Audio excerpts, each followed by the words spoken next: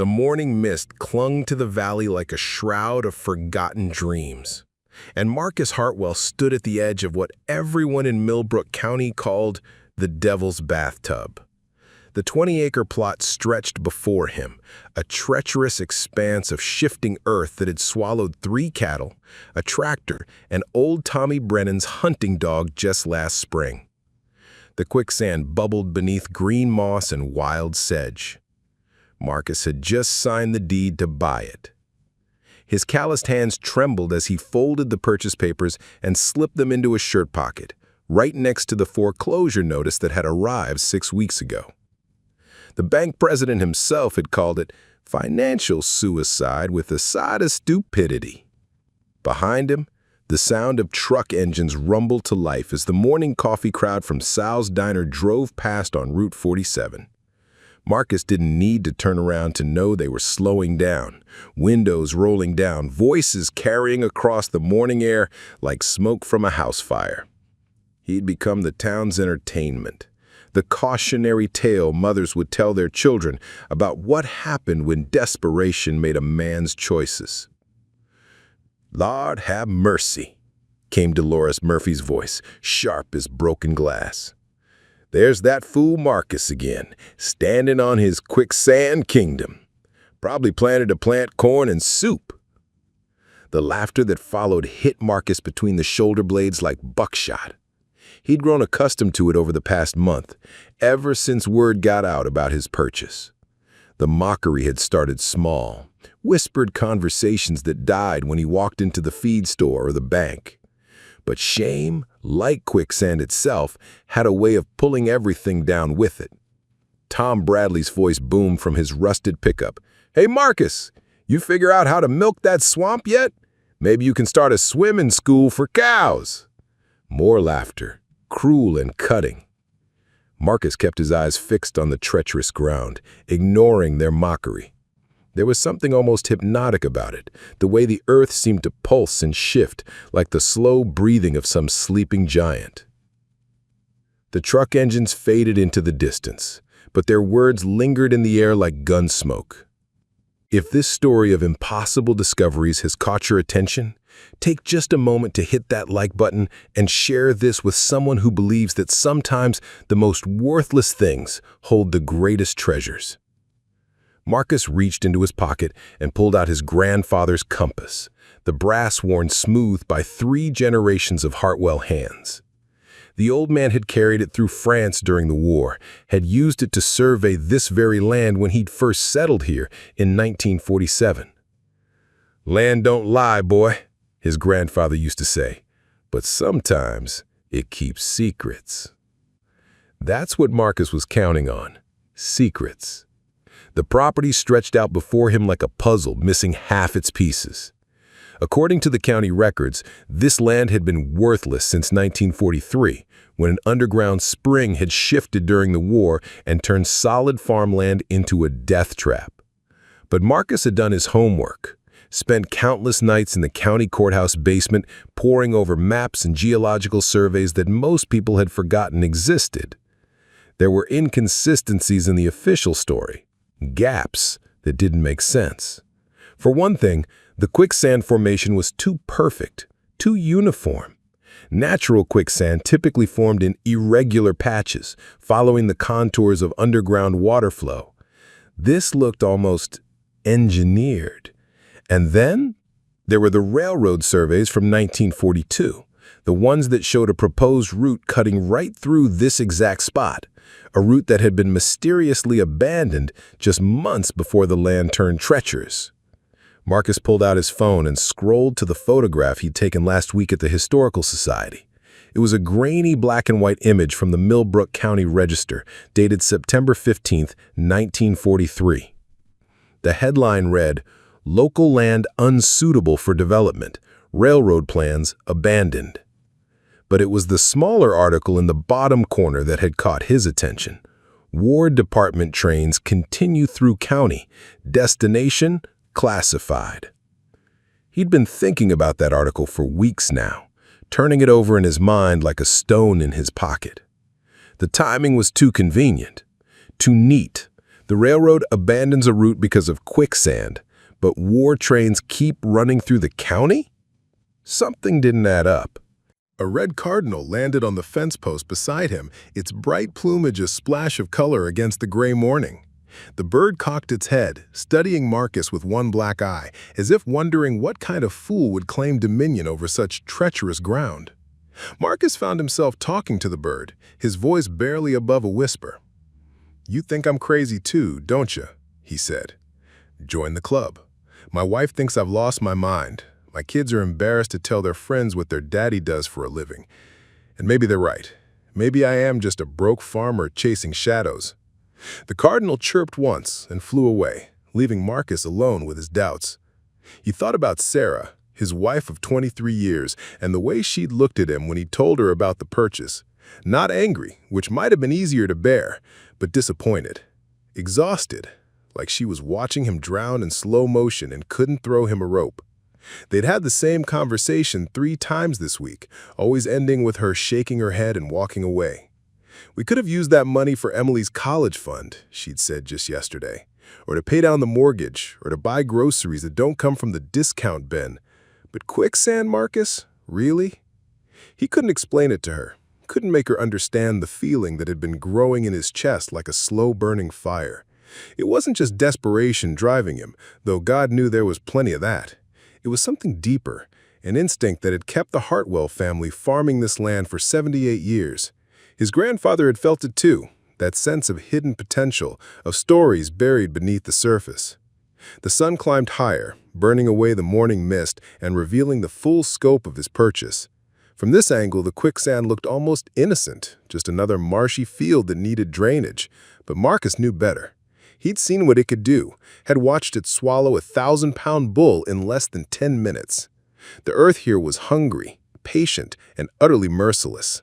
But hungry things, in Marcus's experience, were usually guarding something worth protecting. He walked along the perimeter of the property, following the rusted fence line that separated his folly from the Henderson farm next door. Every few yards, he stopped to examine the ground, looking for patterns, for clues that might support his theory. Near the eastern boundary, he found what he was looking for, a section of earth that looked different from the rest. The quicksand here was darker, more stable, and when he tossed a stick into it, the stick sank slower than it should have. Something was down there, something solid enough to change the density of the earth above it. Marcus pulled out a surveyor's tape and marked the spot with bright orange flags. He'd need equipment to explore further, specialized gear that he couldn't afford and expertise he didn't possess. But for now, just knowing he was right, about something, anything, felt like a small victory. His phone buzzed with a text from his daughter Emily.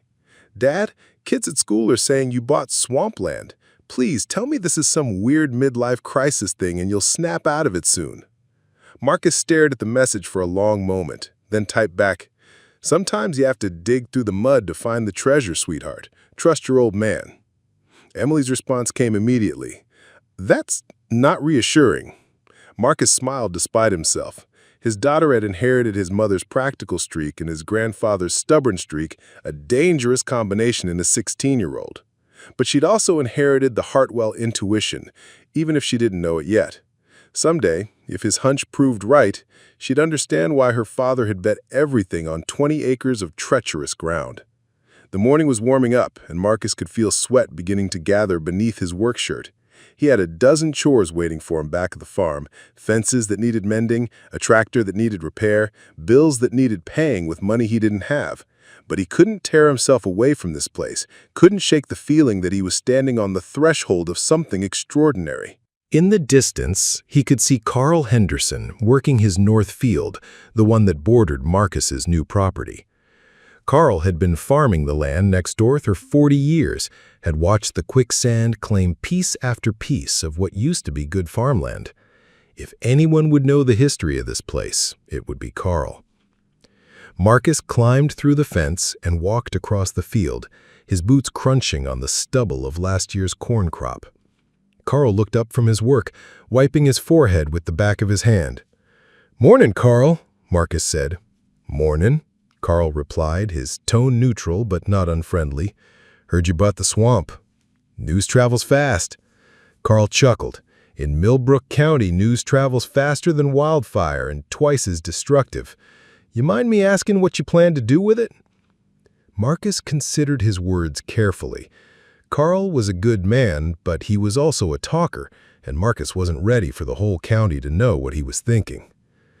"Land stabilization," he said finally. "There are ways to drain quicksand, make it productive again." Carl raised an eyebrow. "That's so. Been tried before, you know. County brought in engineers back in the 60s, spent a fortune trying to make that land useful. All they managed to do was make it angrier." "Angrier?" "That's what my daddy used to say. Said the earth there had a temper, didn't like being messed with. The more they tried to drain it, the more it spread. Lost another 2 acres to it after they gave up." Marcus felt a chill, despite the warming sun. "Your father farmed here when it first happened, didn't he? When the land turned?" Carl nodded. "He was here in '43 when it started. Always said it was the strangest thing he ever seen. One day it was solid ground, next day it was soup. Happened practically overnight." "Did he ever say what might have caused it?" Carl paused, studying Marcus with the sharp eyes of a man who'd spent decades reading weather patterns and soil conditions. "Why do you ask?" "Just curious about the land I bought." Carl was quiet for a long moment, then glanced around as if checking to make sure they were alone. "My daddy used to tell stories about that time, about the trains that came through during the war. Said they carried things that weren't supposed to exist, hauled cargo that made the earth itself nervous. But those were just stories, you understand. Old man's memories, probably mixed up with too much whiskey and too many sleepless nights." "What kind of cargo?" "The kind that makes governments nervous and history books lie," Carl said quietly. "But like I said, just stories. Probably nothing to 'em." The two men stood in comfortable silence for a moment, watching a hawk circle overhead. Finally, Carl spoke again. "Marcus, I don't know what you're really after over there, but I'll give you some free advice. That land's got a reputation for taking more than it gives. Don't let it take you too." Marcus nodded, understanding the warning behind the words. "I appreciate the concern, Carl, really. Just be careful is all, and if you need help, real help, not just talk, you know where to find me." Marcus walked back across the field, feeling like he'd been handed another piece of the puzzle. War trains carrying mysterious cargo, land that turned treacherous overnight, stories that might not be stories at all. Every answer seemed to lead to 3 more questions, but for the first time in months, Marcus felt like he was moving in the right direction. In the distance, he could see Carl Henderson working his north field, the one that bordered Marcus's new property. Carl had been farming the land next door for 40 years, had watched the Quicksand claim piece after piece of what used to be good farmland. If anyone would know the history of this place, it would be Carl. Marcus climbed through the fence and walked across the field, his boots crunching on the stubble of last year's corn crop. Carl looked up from his work, wiping his forehead with the back of his hand. "Mornin', Carl," Marcus said. "Mornin'," Carl replied, his tone neutral but not unfriendly. "Heard you bought the swamp. News travels fast." Carl chuckled.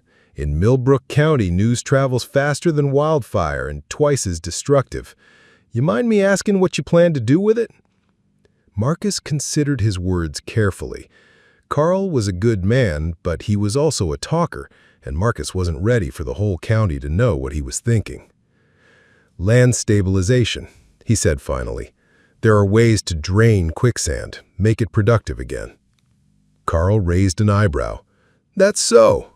Been tried before, you know. County brought in engineers back in the 60s, spent a fortune trying to make that land useful. All they managed to do was make it angrier." "Angrier?" "That's what my daddy used to say. Said the earth there had a temper, didn't like being messed with. The more they tried to drain it, the more it spread. Lost another 2 acres to it after they gave up." Marcus felt a chill, despite the warming sun. "Your father farmed here when it first happened, didn't he? When the land turned?" Carl nodded. He was here in '43 when it started. Always said it was the strangest thing he ever seen. One day it was solid ground, next day it was soup. Happened practically overnight. Did he ever say what might have caused it? Carl paused, studying Marcus with the sharp eyes of a man who'd spent decades reading weather patterns and soil conditions. Why do you ask? Just curious about the land I bought. Carl was quiet for a long moment, then glanced around as if checking to make sure they were alone. My daddy used to tell stories about that time, about the trains that came through during the war. Said they carried things that weren't supposed to exist, hauled cargo that made the earth itself nervous. But those were just stories, you understand. Old man's memories, probably mixed up with too much whiskey and too many sleepless nights. What kind of cargo? The kind that makes governments nervous and history books lie, Carl said quietly. But like I said, just stories. Probably nothing to 'em. The two men stood in comfortable silence for a moment, watching a hawk circle overhead. Finally, Carl spoke again. Marcus, I don't know what you're really after over there, but I'll give you some free advice. That land's got a reputation for taking more than it gives. Don't let it take you too. Marcus nodded, understanding the warning behind the words. I appreciate the concern, Carl, really. Just be careful is all, and if you need help, real help, not just talk, you know where to find me.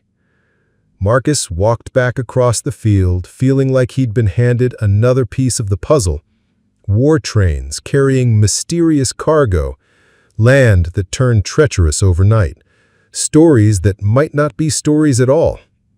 Every answer seemed to lead to 3 more questions, but for the first time in months, Marcus felt like he was moving in the right direction.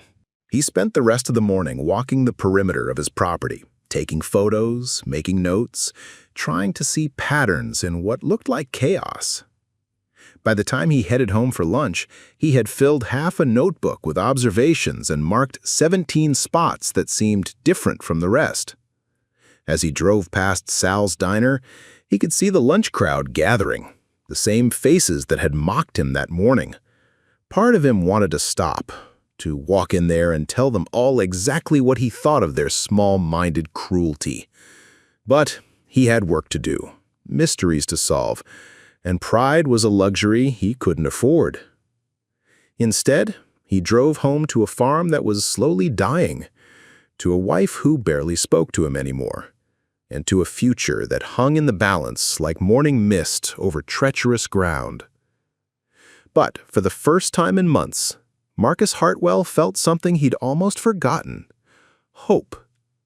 Because sometimes the most worthless things in the world were just the most valuable things in disguise.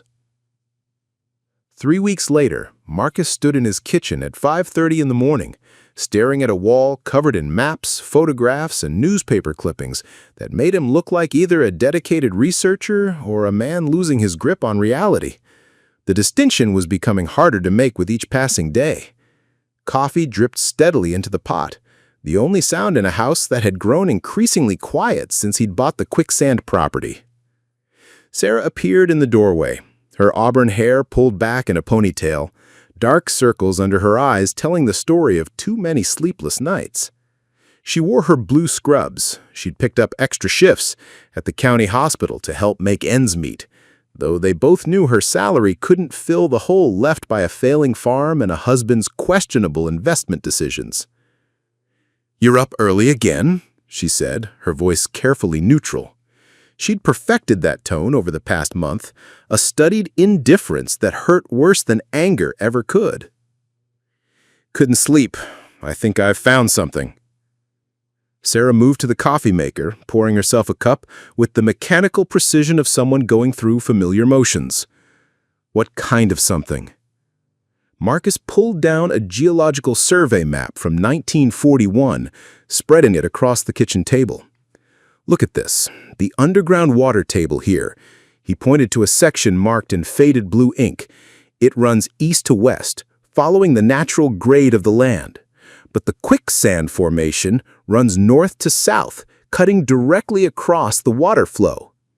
And that's impossible, Sarah. Quicksand forms along water flow patterns, not against them. It's like finding a river that flows uphill. Sarah sipped her coffee, studying her husband with eyes that once looked at him with admiration, but now held only concern. Maybe the water table shifted over time. Maybe there was an earthquake or underground erosion or any number of natural explanations that don't require whatever this is. Marcus felt the familiar frustration building in his chest, the kind that came from knowing something important but being unable to prove it to the people who mattered most. I know we have problems, believe me. I think about them every waking moment. But Sarah, if I'm right about this, if you're right about what exactly? That there's something buried under 20 acres of quicksand? Even if there is, how do you plan to get to it? We can't afford the equipment to drain a muddy driveway, let alone stabilize quicksand. Marcus looked up at his wife, seeing not just exhaustion, but something deeper. The slow erosion of faith that happens when hope keeps getting deferred. I've been talking to contractors, getting estimates for land stabilization. There are ways to do it, gradually, section by section. With what money? A red cardinal landed on the fence post beside him, its bright plumage a splash of color against the gray morning. The bird cocked its head, studying Marcus with one black eye, as if wondering what kind of fool would claim dominion over such treacherous ground. Marcus found himself talking to the bird, his voice barely above a whisper. "You think I'm crazy too, don't you?" he said. "Join the club. My wife thinks I've lost my mind. My kids are embarrassed to tell their friends what their daddy does for a living. And maybe they're right. Maybe I am just a broke farmer chasing shadows." The cardinal chirped once and flew away, leaving Marcus alone with his doubts. He thought about Sarah, his wife of 23 years, and the way she'd looked at him when he told her about the purchase. Not angry, which might have been easier to bear, but disappointed. Exhausted, like she was watching him drown in slow motion and couldn't throw him a rope. They'd had the same conversation 3 times this week, always ending with her shaking her head and walking away. "We could have used that money for Emily's college fund," she'd said just yesterday, "or to pay down the mortgage, or to buy groceries that don't come from the discount bin. But quicksand, Marcus? Really?" He couldn't explain it to her, couldn't make her understand the feeling that had been growing in his chest like a slow-burning fire. It wasn't just desperation driving him, though God knew there was plenty of that. It was something deeper, an instinct that had kept the Hartwell family farming this land for 78 years. His grandfather had felt it too, that sense of hidden potential, of stories buried beneath the surface. The sun climbed higher, burning away the morning mist and revealing the full scope of his purchase. From this angle, the quicksand looked almost innocent, just another marshy field that needed drainage. But Marcus knew better. He'd seen what it could do, had watched it swallow a 1,000-pound bull in less than 10 minutes. The earth here was hungry, patient, and utterly merciless. But hungry things, in Marcus's experience, were usually guarding something worth protecting. He walked along the perimeter of the property, following the rusted fence line that separated his folly from the Henderson farm next door. Every few yards, he stopped to examine the ground, looking for patterns, for clues that might support his theory. Near the eastern boundary, he found what he was looking for, a section of earth that looked different from the rest. The quicksand here was darker, more stable, and when he tossed a stick into it, the stick sank slower than it should have. Something was down there, something solid enough to change the density of the earth above it. Marcus pulled out a surveyor's tape and marked the spot with bright orange flags. He'd need equipment to explore further, specialized gear that he couldn't afford and expertise he didn't possess. But for now, just knowing he was right, about something, anything, felt like a small victory. His phone buzzed with a text from his daughter Emily. "Dad, kids at school are saying you bought swampland. Please tell me this is some weird midlife crisis thing and you'll snap out of it soon." Marcus stared at the message for a long moment, then typed back, "Sometimes you have to dig through the mud to find the treasure, sweetheart. Trust your old man." Emily's response came immediately. "That's not reassuring." Marcus smiled despite himself. His daughter had inherited his mother's practical streak and his grandfather's stubborn streak, a dangerous combination in a 16-year-old. But she'd also inherited the Hartwell intuition, even if she didn't know it yet. Someday, if his hunch proved right, she'd understand why her father had bet everything on 20 acres of treacherous ground. The morning was warming up, and Marcus could feel sweat beginning to gather beneath his work shirt. He had a dozen chores waiting for him back at the farm: fences that needed mending, a tractor that needed repair, bills that needed paying with money he didn't have. But he couldn't tear himself away from this place, couldn't shake the feeling that he was standing on the threshold of something extraordinary. The question hung in the air between them like smoke from a house fire. Marcus didn't have an answer, at least not one that Sarah would want to hear. He'd been exploring options that ranged from optimistic to desperate. Second mortgages they couldn't qualify for, investment loans they couldn't secure, partnerships with treasure hunters who wanted a 60-40 split of anything they found. "I might be able to get a loan against the equipment," Marcus said finally. Sarah's face went pale. "You want to risk the farm equipment? Marcus, without that machinery, we don't have a farm at all. We're completely finished." "We're already completely finished." The words came out louder than Marcus intended, and he saw Sarah flinch. He immediately regretted the outburst, but the truth was like poison. It demanded to be expelled. "Sarah, we're going to lose the farm anyway. The bank's been patient because of Dad's history with them, but patience has limits. We've got maybe 6 months before they foreclose, and that's if we're lucky." Sarah stared at him, and Marcus could see her processing this information, weighing their limited options against an impossible situation. When she spoke again, her voice was barely above a whisper. "Then maybe it's time to consider selling what we can while we still can.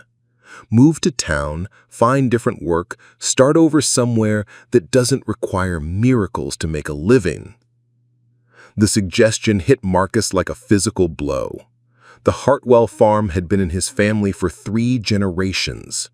His grandfather had cleared this land with his own hands, had built the farmhouse where they sat from timber cut in the back 40. Marcus's father had modernized the operation, had weathered droughts and market crashes and agricultural revolutions. The idea of being the Hartwell who lost it all was almost unbearable.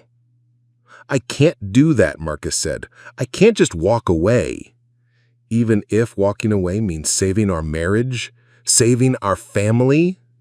The question hung between them like a chasm that had been slowly widening for months. Marcus reached across the table, covering Sarah's hand with his own. Her skin was cool, her fingers still, and he realized with a shock that she wasn't wearing her wedding ring. "Where's your ring?" he asked. Sarah pulled her hand away. "I took it off because I couldn't stand looking at it while I was wondering if we'd have to sell it to buy groceries." Marcus felt something break inside his chest, a small but crucial part of his world shifting and cracking. "Sarah, I love you. I love this family. Everything I'm doing it for us." "No," she said, standing up and moving toward the door. "You're doing this for you, for some idea of what you think you owe your father and grandfather. But Marcus, they're gone. It's just us now, and we're drowning while you chase ghosts." She paused in the doorway, not turning around. "I'm taking Emily to my sister's for the weekend. We'd both need some space to think." After Sarah left, Marcus sat alone in the kitchen listening to the house settle around him. The maps and photographs on the wall seemed to mock him now, evidence of obsession rather than investigation. But even as doubt crept in, he couldn't shake the feeling that he was close to something important, that the answer was right there, waiting to be uncovered. He drove out to the Quicksand property as the sun was coming up, needing to see it again, to remind himself why he'd risked everything for 20 acres of treacherous ground. The morning light caught the surface of the swamp differently today, revealing patterns he hadn't noticed before. Near the center of the property, where the quicksand was deepest, he could see what looked like geometric shapes beneath the water. too regular to be natural formations. He spent the morning walking the perimeter with a metal detector he'd borrowed from his neighbor's teenage son. The device was old and unreliable, more toy than tool, but it was all he could afford. Most of the time it beeped at bottle caps and old fence wire, but near the eastern boundary, in the area he'd marked with orange flags, it went wild. The signal was strong and consistent, indicating something large and metallic buried about 8 feet down. Marcus marked the spot with spray paint, then took GPS coordinates on his phone. Whatever was down there, it was substantial enough to register even through layers of saturated earth. As he worked, he became aware of voices coming from the road. A small crowd had gathered near his truck. Tommy Brennan, Bill Collins from the hardware store, and Frank Murphy, whose wife Dolores had been one of his most vocal critics. They were passing around a thermos of coffee and enjoying what had apparently become the morning entertainment. "Look at him out there with that metal detector," Tommy was saying. "Probably thinks he's gonna find Captain Kidd's treasure or some such nonsense." Bill Collins laughed. "What's he gonna do if he actually finds something? Dig it up with a soup spoon? Man doesn't have 2 nickels to rub together, but he's gonna excavate a swamp." Marcus tried to ignore them, focusing on his work, but their voices carried clearly across the still morning air. Frank Murphy's voice was the loudest. "Poor Sarah's working double shifts while Marcus plays treasure hunter in the mud." The casual cruelty of it hit Marcus harder than he'd expected. These weren't strangers making fun of his misfortune. These were people he'd known all his life. Neighbors who'd attended his father's funeral, men who'd helped him harvest corn when he'd broken his arm 3 years ago. But desperation, he was learning, made people uncomfortable, and discomfort often expressed itself as mockery. Marcus walked over to where the metal detector was giving its strongest readings and knelt down in the soft earth. He pulled out a collapsible camping shovel, another purchase Sarah didn't know about, and began to dig. The soil was saturated and heavy, more like thick soup than earth, but underneath the surface layer it became more solid. 3 feet down, his shovel hit something hard. The metallic ring of steel on steel echoed across the swamp like a bell. Marcus felt his heart rate spike as he carefully expanded the hole, revealing what looked like the corner of a metal container. The surface was badly corroded but still intact, and he could make out stenciled numbers beneath the rust. US 1943, followed by characters too faded to read. He sat back on his heels, staring at the exposed metal. This was it. Proof that his theory wasn't just the desperate fantasy of a failing farmer. Something had been buried here during the war, something important enough to hide beneath layers of artificial quicksand. From the road, he could hear the conversation had stopped. The men were watching him now, probably wondering what he'd found. Marcus quickly covered the exposed metal with loose earth and marked the spot with his GPS. Whatever this was, he wasn't ready to share it with an audience of skeptics. By the time he finished concealing his discovery, the morning crowd had dispersed, but Marcus knew the news would spread quickly. Tommy Brennan was the county's unofficial news service, and by afternoon, everyone in Millbrook would know that Marcus Hartwell was digging holes in his swamp. He spent the rest of the morning taking photographs and measurements, creating a detailed map of the anomalies he detected. The metal detector had identified at least 12 separate targets scattered across the property, all roughly the same depth, all giving off the strong, consistent signals that indicated substantial metallic objects. As he worked, Marcus found himself thinking about Carl Henderson's stories, about war trains carrying mysterious cargo and land that turned treacherous overnight. The pieces were starting to fit together in ways that both excited and terrified him. If he was right, if this property really was hiding something from World War II, then he wasn't just dealing with a historical curiosity. He was dealing with something that powerful people had gone to great lengths to keep buried. By noon, the heat was becoming oppressive, and Marcus decided to head home for lunch. As he loaded his equipment into the truck, he noticed a black sedan parked at the intersection of Route 47 and Miller Road. The car was too clean for county roads, too expensive for local folks, and the man behind the wheel was wearing sunglasses despite the overcast sky. Marcus pretended not to notice as he pulled out of his driveway, but he kept checking his rearview mirror as he drove home. The sedan followed him for 3 miles before turning off onto a side road that led nowhere in particular. It might have been coincidence, but Marcus had lived in rural areas long enough to know when something didn't belong. At home, he found Emily sitting at the kitchen table with her laptop, supposedly doing homework, but actually scrolling through social media. She looked up when he walked in, and Marcus was struck by how much she looked like her mother at that age. Same green eyes, same stubborn set to her jaw, same way of looking at the world like she was trying to solve a puzzle. "Dad, kids at school are saying you're digging up the cemetery," Emily said without preamble. "Please tell me that's not what you're actually doing." Marcus sat down across from his daughter, suddenly feeling ancient. "Not digging up any cemetery, sweetheart. I'm conducting what you might call an archaeological survey." "On swampland?" "Sometimes the most interesting things are hidden in the most unlikely places." Emily studied him with the discerning gaze of a teenager who'd inherited her grandfather's skepticism along with his eyes. "Dad, are we going to lose the farm?" The directness of the question caught Marcus off guard. He'd been working so hard to shield Emily from their financial problems that he'd forgotten how perceptive she was, how much she'd inherited the Hartwell ability to read between the lines. "I'm doing everything I can to make sure that doesn't happen," Marcus said carefully. "That's not an answer." Marcus looked at his daughter, smart, determined, uncompromising in her pursuit of truth, and realized she deserved better than evasions and false hope. "We're in trouble, Em. Serious trouble. But I think I might have found a way to fix it. By digging up holes in quicksand?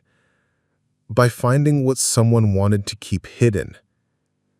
Emily closed her laptop and leaned forward, her teenage skepticism warring with inherited curiosity.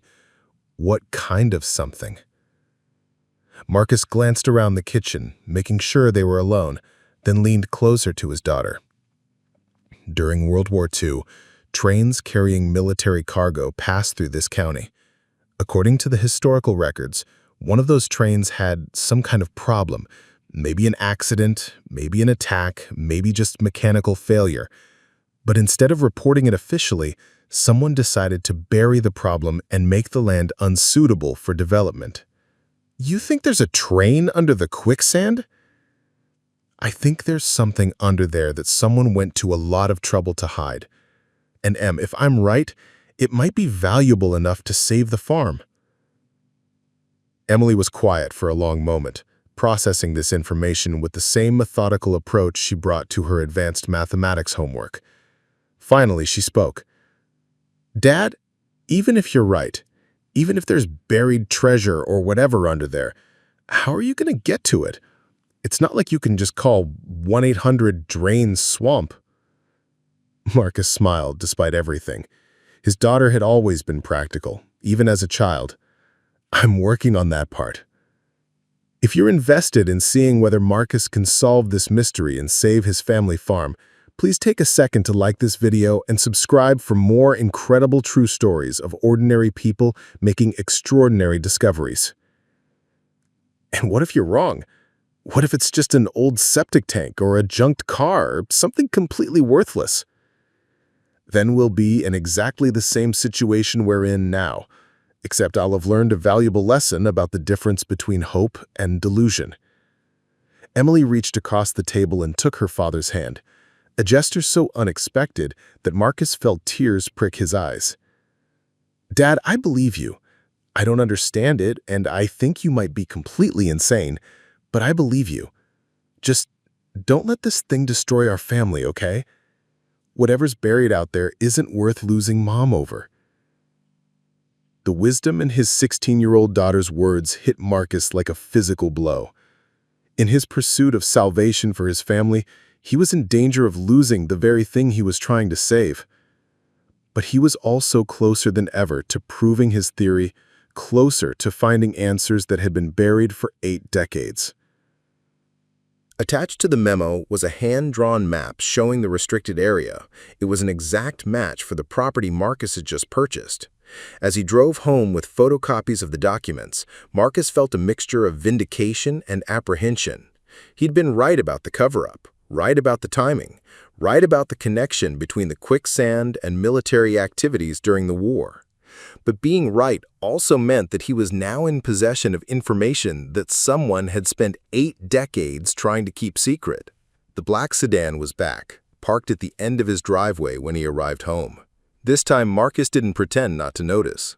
He pulled up next to the car and rolled down his window. The driver wore an expensive suit and cheap sunglasses. "Mr. Hartwell, I wonder if I could have a word with you." "About what?" "About your recent land purchase and your interest in local history." Marcus stared at the man in the black sedan, his heart hammering against his ribs like a caged bird. The stranger's face was pleasant enough, unremarkable in the way that seemed deliberately cultivated, the kind of face that would disappear in a crowd of 3 people. But there was something in his posture, in the way his hands rested casually on the steering wheel, that suggested this was not a man accustomed to taking no for an answer. "I didn't catch your name," Marcus said, keeping his voice steady despite the adrenaline coursing through his system. "David Miller," the man replied, though something in his tone suggested the name was as artificial as his smile. "I represent certain interested parties who've become aware of your recent activities." "What kind of interested parties?" Miller stepped out with military precision. "The kind that prefers historical matters to remain historical," Miller said. "Mr. Hartwell, you seem like a reasonable man, a family man. I'm sure we can reach an understanding that benefits everyone involved." Marcus felt his jaw tighten. "And what kind of understanding would that be?" "The kind where you accept a very generous offer for your recent land purchase and find a new hobby, something less archaeological in nature." The words were spoken with the casual tone of someone discussing the weather, but the underlying threat was unmistakable. Marcus glanced toward his house, suddenly aware of how isolated his property was, how far they were from neighbors who might notice if something went wrong. "I'm not interested in selling," Marcus said. Miller nodded as if he had expected this response. "I thought you might say that. Your neighbors have been quite talkative about your situation, Mr. Hartwell. My principals are prepared to offer you twice what you paid for the Quicksand property, plus a generous bonus for your discretion." The mention of his financial problems felt like a violation. Intimate knowledge wielded as a weapon. Marcus realized these people, whoever they were, had been watching him, investigating him, probably since the moment he'd signed the deed. "Get off my property," he said. Miller's smile never wavered. "Mr. Hartwell, I need you to understand something. The land you've purchased has been undisturbed for 8 decades for very good reasons. There are things buried there that certain people went to considerable trouble to keep buried. Those people have successors, and those successors have resources you can't imagine. Are you threatening me? I'm offering you an opportunity to avoid a situation that could become very unpleasant for everyone involved. But opportunities have expiration dates." Miller reached into his jacket, and Marcus tensed, but the man only pulled out a business card. "Think about it, Mr. Hartwell. Think about what's really important to you. I'll be in touch." The sedan pulled away with the quiet efficiency of expensive engineering, leaving Marcus standing in his driveway with a business card that contained only a phone number and a growing sense that he'd just crossed a line he couldn't uncross. That evening, Sarah returned home with Emily, both of them carrying overnight bags that suggested the weekend at her sister's might turn into something longer. Marcus was waiting in the kitchen, the business card on the table beside a cup of coffee that had long since gone cold. "How was your weekend?" he asked, though the careful distance in Sarah's eyes already provided the answer. "Illuminating," Sarah replied. "Kathy thinks I should see a lawyer." The words landed like stones in still water, sending ripples of consequence in all directions. Marcus looked at his wife, really looked at her, and saw not just exhaustion, but a kind of resigned determination that was somehow worse than anger. About what? About protecting Emily's future, about protecting what's left of our assets before you lose them chasing shadows in a swamp. Emily dropped her bag by the door and looked between her parents with the expression of someone who'd been having adult conversations all weekend. "Mom thinks you're having a breakdown." "I'm not having a breakdown," Marcus said. "I'm trying to save our family." "By digging holes in quicksand," Sarah said. "Marcus, listen to yourself. Really listen. You sound like what? Like a desperate man who's found the only chance we have left?" Sarah pulled out a kitchen chair and sat down heavily, the weight of 3 decades of marriage settling around her shoulders like a familiar coat. "Marcus, I love you. I've loved you since we were teenagers, and I've supported every crazy scheme you've ever had. The organic farming phase, the tourist apple orchard, the Christmas tree farm that was going to make us rich. I've stood by you through drought and market crashes and every other disaster that can hit a family farm." She paused, gathering herself, and Marcus could see tears forming in her eyes. "But this is different. This isn't just another failed business venture. This is you disappearing into some fantasy world where buried treasure is going to solve all our problems. And while you're off playing Indiana Jones, our real life is falling apart." Marcus reached across the table, but Sarah pulled her hands away. "I had an offer today," Marcus said quietly. "A generous offer for the Quicksand property." Sarah's eyes widened slightly. "What kind of offer?" Marcus told them about Miller's visit, about the mysterious interested parties, and their willingness to pay well above market value.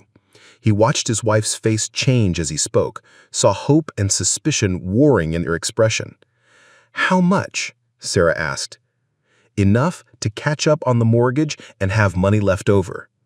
Emily, who'd been listening from the doorway, stepped into the kitchen. "Dad, who are these people? Why would anyone pay that much for worthless swampland?"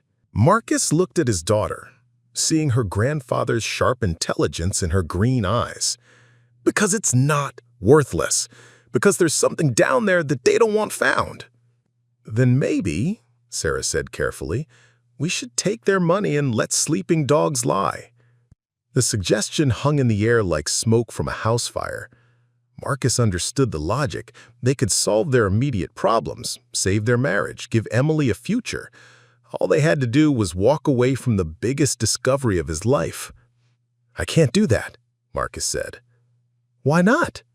Marcus struggled to find words for the feeling that had been growing in his chest since that first morning on the property. "Because once you know the truth is out there, ignoring it becomes a kind of death. Because my grandfather didn't build this farm so his grandson could sell out to people who make threats in driveways. Because some things are more important than money." Sarah stood up abruptly, her chair scraping against the linoleum floor. "More important than our marriage? More important than Emily's college fund? More important than keeping a roof over our heads?" The questions hit like accusations, and Marcus found himself without answers that wouldn't sound selfish or obsessed. He was saved from responding by the sound of vehicles in the driveway, multiple vehicles, arriving with the purposeful coordination of an official visit. Through the kitchen window, Marcus could see 2 Sheriff's Department cruisers and an unmarked sedan pulling up to the house. Deputy Sheriff Collins, Bill's younger brother, emerged from the first car, followed by a woman in a federal jacket that read U.S. Geological Survey, and a man Marcus didn't recognize wearing a suit that probably cost more than most people's cars. "What now?" Marcus muttered, but there was resignation in his voice rather than surprise, as if she'd been expecting something like this. Marcus opened the front door before they could knock, stepping onto the porch with his hands visible and his posture non-threatening. He'd lived in rural areas long enough to know that misunderstandings with law enforcement could escalate quickly. "Good evening, Deputy Collins. What can I do for you?" Deputy Collins looked uncomfortable, the way small-town officers always did when dealing with situations that exceeded their usual scope of domestic disputes and traffic violations. "Marcus, these folks need to ask you some questions about your recent land purchase." The woman stepped forward, extending credentials that identified her as Dr. Jennifer Walsh, USGS. She was younger than Marcus had expected, maybe 35, with a kind of serious demeanor that suggested she didn't spend much time on social pleasantries. "Mr. Hartwell, we understand you've been conducting excavation activities on the property you recently purchased. We need to discuss some potential environmental concerns." The man in the expensive suit remained silent, but Marcus could feel his attention like a physical weight. There was something familiar about him, though Marcus was sure they'd never met. "What kind of environmental concerns?" Dr. Walsh consulted a tablet computer. "The property in question has a history of groundwater contamination. We have reason to believe that disturbing the soil could release hazardous materials into the local water table." It was a smooth lie, delivered with scientific authority, but Marcus had done enough research to know his land's environmental history. There had never been any contamination issues, never been any industrial activity that could have left hazardous materials behind. "I'd like to see the environmental reports." "Mr. Hartwell," the silent man finally spoke, his voice carrying a subtle accent that Marcus couldn't place. "My name is Colonel Harrison. I represent certain federal interests that have jurisdiction over matters of national security." The name hit Marcus like a lightning bolt. Harrison, the same name on the War Department memo he'd found in the courthouse archives. This couldn't be the same man. That would make him well over 100 years old. But the family resemblance to his own investigation was too convenient to be coincidental. "National security?" Marcus asked. "During World War II, certain military operations took place in this area.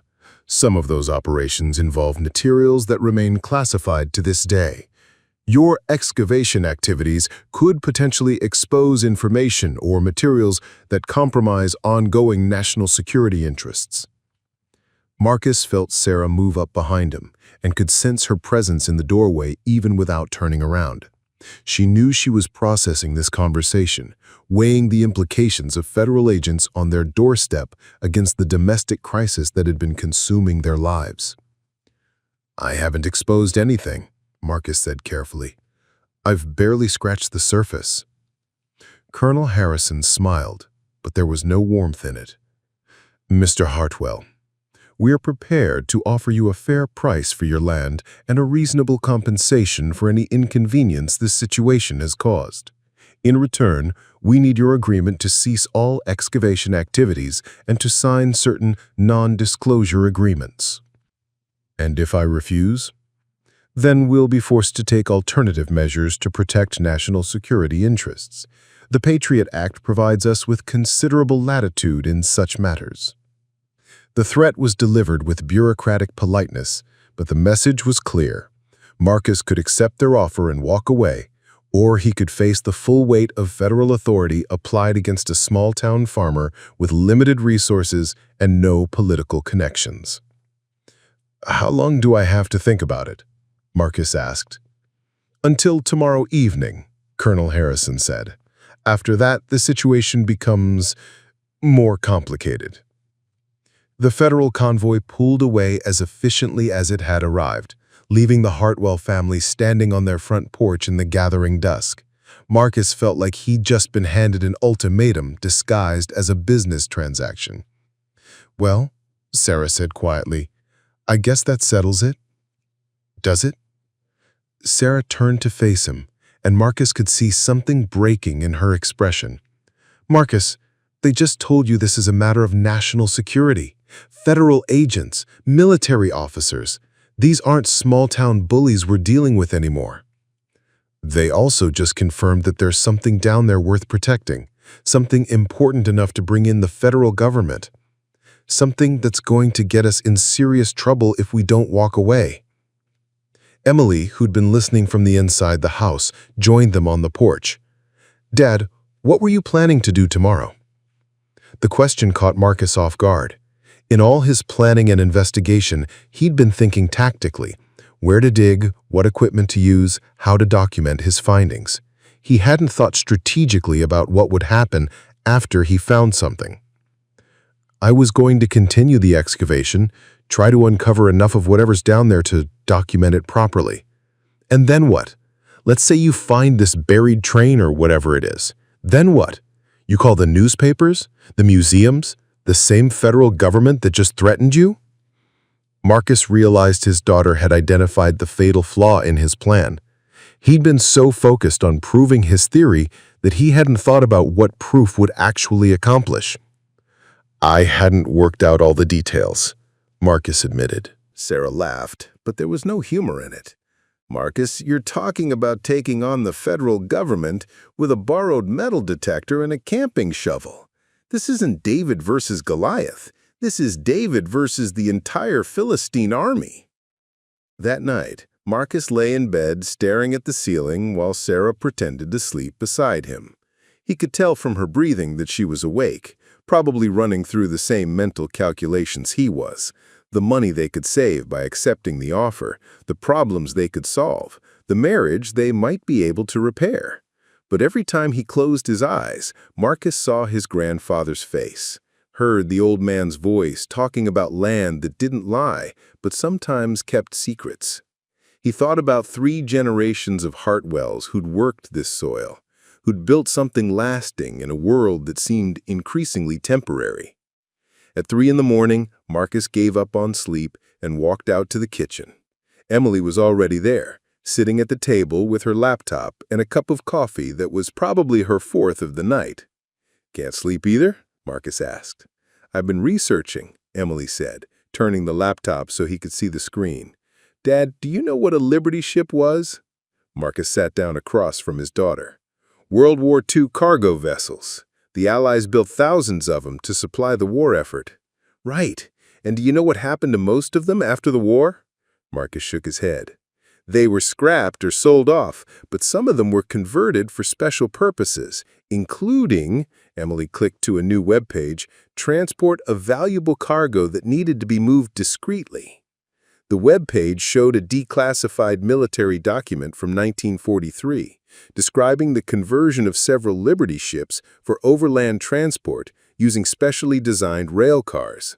The document was heavily redacted, but Marcus could make reserves and emergency monetary protocols.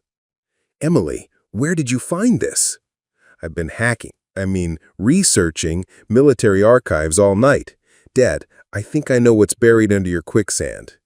Emily pulled up another document, this one from the Federal Reserve Bank of New York. It detailed the wartime movement of gold reserves from coastal cities to secure inland locations, a precaution against potential enemy attacks on major financial centers. "According to this," Emily said, "in September 1943, a train carrying approximately $200 million in gold reserves disappeared somewhere in the Midwest. The official report blamed a derailment and subsequent fire that destroyed the cargo, but the wreckage was never found." Marcus felt his world tilt. $200 million in 1943 would be worth, he couldn't even calculate it in his head. "Emily, how much would that be worth today?" Emily had already thought of that question. "Conservative estimate, accounting for inflation and current gold prices, about $2.9 billion. The number was so large it seemed fictional. Marcus stared at his daughter, seeing her grandfather's intelligence and her mother's determination combined in a 16-year-old who just solved an 80-year-old mystery in one sleepless night. "That's why they want the land back," Marcus said slowly. "That's why they're willing to pay so much for worthless swampland." "Emily, if this is right, if there really is a train full of gold under there, we're not just talking about saving the farm. We're talking about changing our lives forever." Marcus looked at his daughter, brilliant and brave and completely unaware of the forces she was suggesting they challenge. "Emily, these people aren't going to just let us walk away with $3 billion in government gold. Then we don't tell them we found it. We document everything, we get proof, and then we go public, make it impossible for them to cover it up." It was a plan born of teenage optimism and digital age thinking, the kind of strategy that assumed transparency and viral media could overcome institutional power. Marcus wanted to believe it could work, but he'd lived long enough to know that the world didn't always reward truth with justice. "Sweetheart, even if we could prove it exists, even if we could document everything, what makes you think they'd let us keep it? The government has ways of taking what it wants." Emily closed her laptop and looked at her father with eyes that reminded him powerfully of his own at that age, full of righteous certainty and absolute conviction that right would triumph over might. "Because, Dad, sometimes you have to fight for what's right, even when the odds are against you. Isn't that what Grandpa would have done?" The next morning, Marcus made his decision. He loaded his truck with every piece of excavation equipment he could borrow, rent, or steal, including a portable water pump and a collapsible framework that could be used to create a temporary cofferdam around the excavation site. If he was going to do this, he was going to do it right.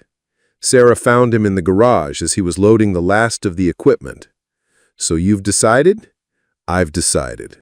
Sarah nodded, and Marcus could see her own decision crystallizing in her expression. "Then I've decided too. Emily and I are going to pack some things and stay with my sister until this is over." The words hit harder than Marcus had expected. "Sarah, no," she said firmly. "I can't watch you destroy yourself chasing this thing, and I won't let you drag Emily down with you." Marcus wanted to argue, wanted to explain about the gold train and the historical significance and the chance to change their lives forever. But looking at his wife's face, he realized she already knew all of that. She'd probably heard Emily's research presentation, had probably lain awake running the same calculations he had. "You think I'm wrong?" Marcus said. "I think you're probably right," Sarah replied, "and I think that's what scares me most of all." An hour later, Marcus stood alone on his Quicksand property, watching his wife and daughter drive away in Sarah's Honda. The morning mist was burning off, revealing the treacherous ground that had become the focal point of his obsession and the catalyst for his family's dissolution. He spent the morning setting up his excavation site, working with the methodical precision of a man who knew he might not get a second chance. The portable pump created a steady rhythm as it cleared water from the area around his target zone, and the cofferdam held back the encroaching quicksand like a small fortress against chaos. By noon, he'd excavated down to the metal container he'd found days earlier.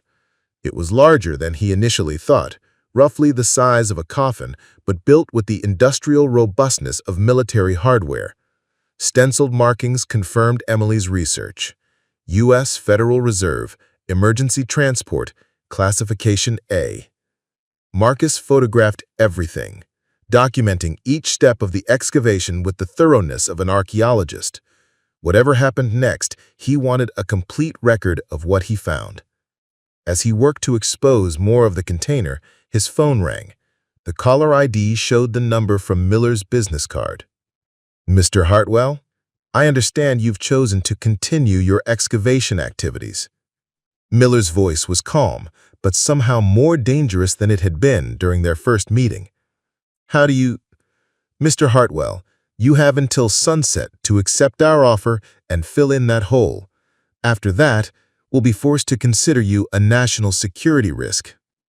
The line went dead, leaving Marcus alone with the sound of his heart pounding and the steady rhythm of the water pump. He had perhaps 6 hours before whatever protection his status as a civilian would provide would evaporate. 6 hours to uncover 80 years of buried truth. 6 hours to prove that sometimes the most worthless things in the world really are the most valuable things in disguise. Marcus picked up his shovel and got back to work. Behind him, unnoticed, A line of black vehicles began to gather on the horizon. By afternoon, Marcus had fully exposed the buried cargo car. Marcus's phone buzzed with a text from Emily. "Dad, be careful. I've been monitoring police frequencies. Multiple federal agencies are coordinating something big. Love you." The message sent a chill through him despite the oppressive heat. Emily was safe with her mother, but her warning confirmed what Marcus already suspected. His 6-hour deadline wasn't just a threat, it was a countdown to something he might not survive. The water pump had been running for hours, creating a relatively stable work area around the buried cargo car. Marcus could see stenciled markings along what appeared to be the side panel. Armored Transport Unit 7, Federal Reserve Bank, New York. Below that, in smaller print, Emergency Relocation Protocol, classified. This wasn't just a train car. This was specifically designed military transport built to move the nation's most valuable assets during wartime. Marcus photographed every marking, every detail, sending copies to Emily's email with instructions to share them with trusted contacts if anything happened to him. As he cleared more earth from around the cargo car, Marcus began to understand the scope of what had been buried here. The vehicle was massive, at least 40 feet long and 8 feet wide, constructed with the kind of industrial overkill that characterized military engineering during World War II. Thick steel plating, reinforced corners, and what looked like blast-resistant construction suggested this transport had been designed to survive almost anything, including being buried under 20 acres of artificial quicksand.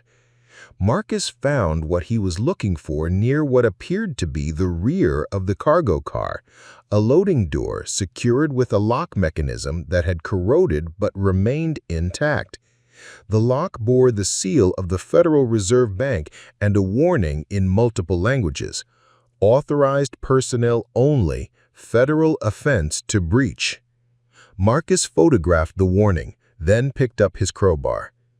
The lock fought him for 20 minutes, corroded metal grinding against corroded metal, but finally gave way with a screech that seemed to echo across the entire valley. The door swung open on hinges that protested after 80 decades of burial, revealing an interior that took Marcus's breath away. The cargo car was filled with wooden crates, each one stenciled with identification numbers and weight specifications. But it wasn't the crates that made Marcus's knees go weak. It was what had spilled from several of the damaged containers. Gold bars, dozens of them, scattered across the floor of the transport like someone had carelessly dropped a fortune. Each bar bore the stamped seal of the Federal Reserve Bank and markings that identified them as part of the U.S. gold reserves.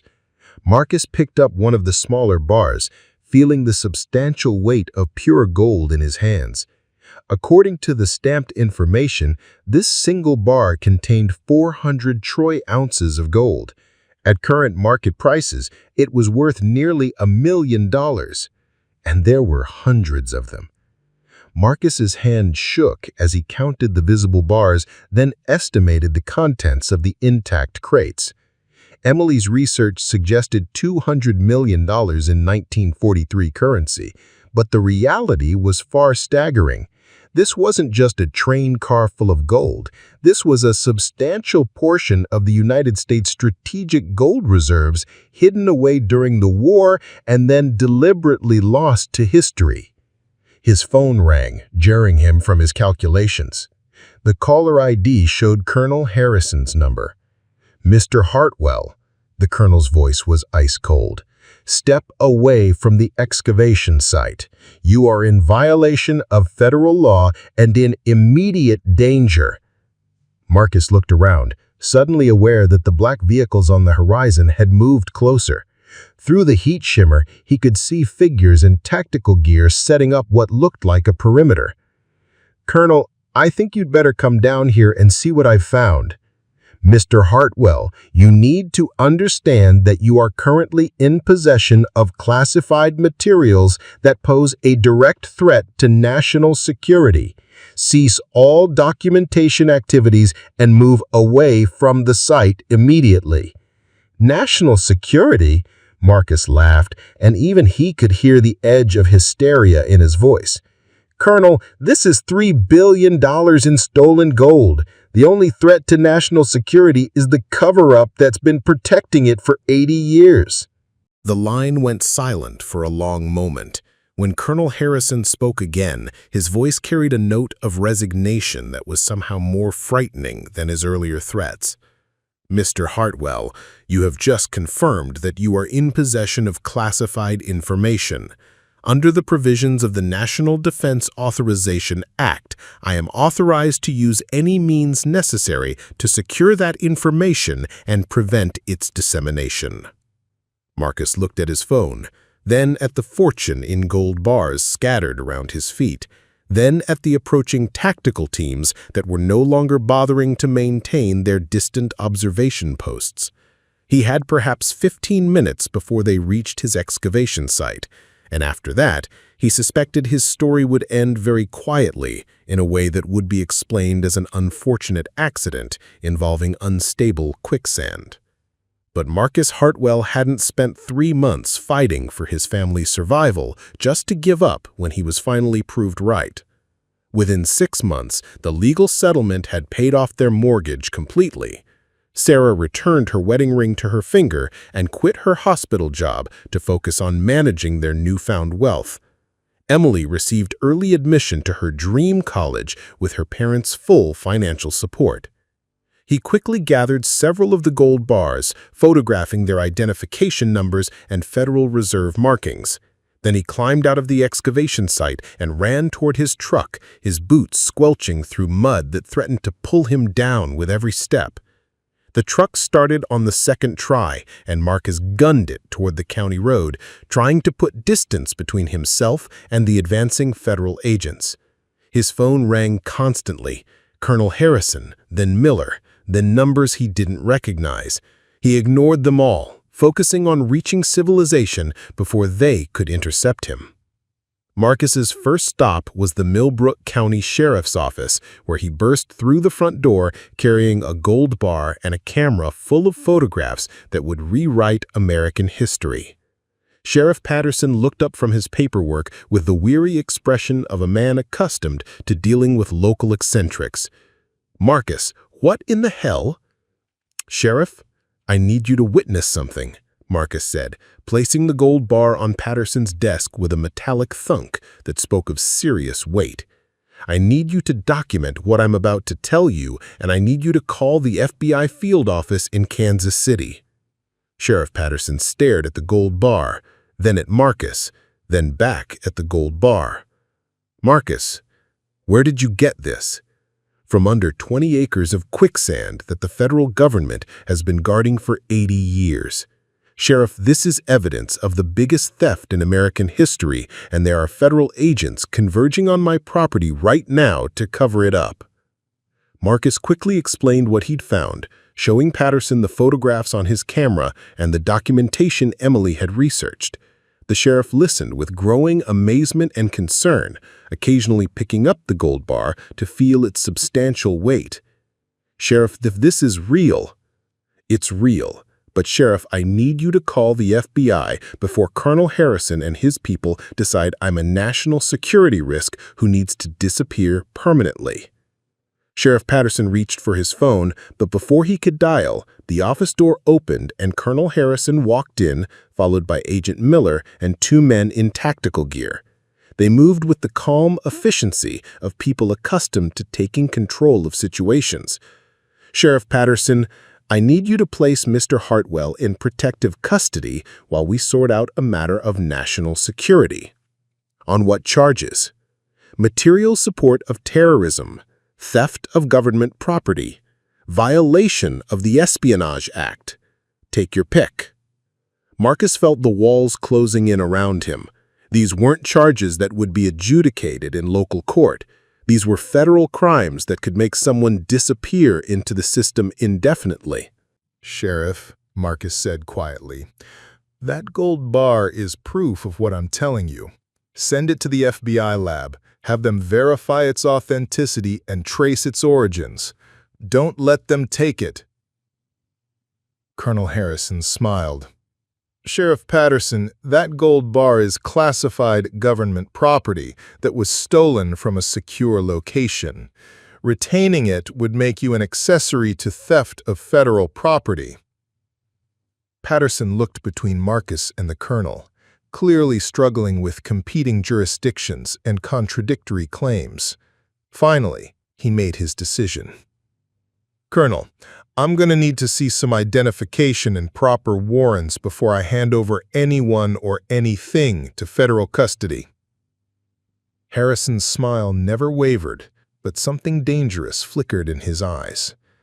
"Sheriff, under the provisions of the Patriot Act, I have the authority to detain individuals who pose a clear and present danger to national security. I don't need local warrants for federal crimes." Marcus realized the conversation was heading toward a confrontation that Sheriff Patterson couldn't win. Local law enforcement had limited authority when federal agencies claimed jurisdiction, and Harrison clearly had the backing to make his claims stick. But Marcus still had one card to play. While Harrison and Patterson argued jurisdiction, Marcus quietly activated the live streams function on his phone and propped it against a bookshelf where it had a clear view of the room. Then he stepped forward, interrupting the conversation. "Sheriff Harrison, I want you to tell Sheriff Patterson and everyone watching this live stream exactly why the federal government buried $3 billion in gold under a farmer's field in 1943.